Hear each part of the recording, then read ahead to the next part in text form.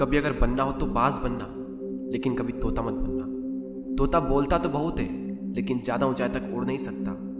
बाज बोलता बहुत कम है, लेकिन सबसे ऊंचाई पर उड़ता है और बाकी पंछियों का राजा होता है एक बाज। आज मैं आपको 5 ऐसे पॉइंट्स बताऊंगा जो कि हर इंसान को बाज से सीखना चाहिए और लाइफ की बहुत बड़ी लर्निंग है इन 5 पॉइंट्स में। पहला लेसन, ईगल फ्लाई अलोन। बाज अकेले उड़ता है और बाकी पंछियों के मुकाबले सबसे ऊंचाई पर उड़ता है। बाज अकेले उड़ेगा, लेकिन कभी भी चिड़िया और छोटे पंछियों के साथ नहीं उड़ेगा। बाज हमेशा या तो बाज के साथ उड़ता है या फिर अकेला उड़ता है। और इस समय यह सीख मिलती है कि छोटी सोच वाले लोगों से हमेशा दूर रहें और अकेले रहो, क्योंकि यही वो समय है जब खुद को जानने का असली मौका मिलता है।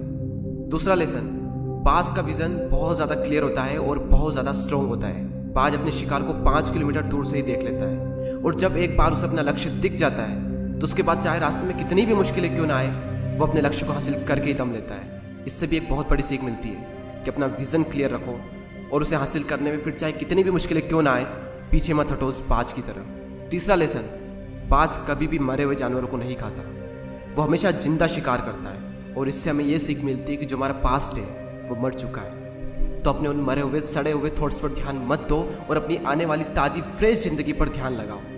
अपने पास्ट की पुरानी यादें जो तुम्हें तंग करती है उन्हें वहीं रहने दो जहाँ पर उसकी जगह है, और तुम्हारे पास्ट की जगह है तुम्हारे पास्ट में, उसे वर्तमान में जगह मत दो।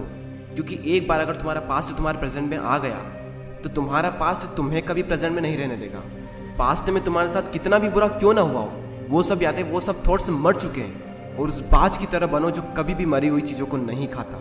चौथा लेसन, जब आंधी तूफान आते हैं तो बाज बहुत ज़्यादा एक्साइटेड हो जाता है।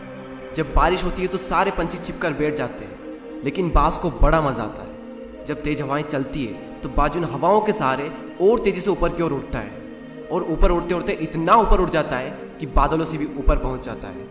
और इससे भी एक बहुत बड़ी सीख मिलती है कि मुसीबत में मज़ा ढूंढो।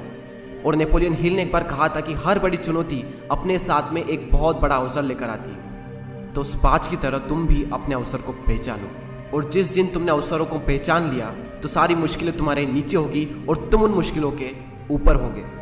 फिफ्थ लेसन, बाज अपने घोंसलों में से सॉफ्ट घास को हमेशा निकाल देता है ताकि बाज का जो बच्चा होता है वो उसमें कंफर्टेबल ना हो सके, क्योंकि अगर वो घोंसले में कंफर्टेबल हो गया तो वो वहीं रहना पसंद करेगा। लेकिन बाज ऐसा कभी होने नहीं देता। बाज एक पंछी है और उसे भी ये बात पता है कि there is no growth in comfort zone. लेकिन हम तो इंसान है ना, और इंसान होने के बावजूद भी कई सारे लोग इस बात को समझते ही नहीं। आप जितना ज़्यादा कंफर्ट जोन में रहोगे, आपकी लाइफ आने वाले टाइम में उतनी ही ज़्यादा अनकंफर्टेबल हो जाएगी।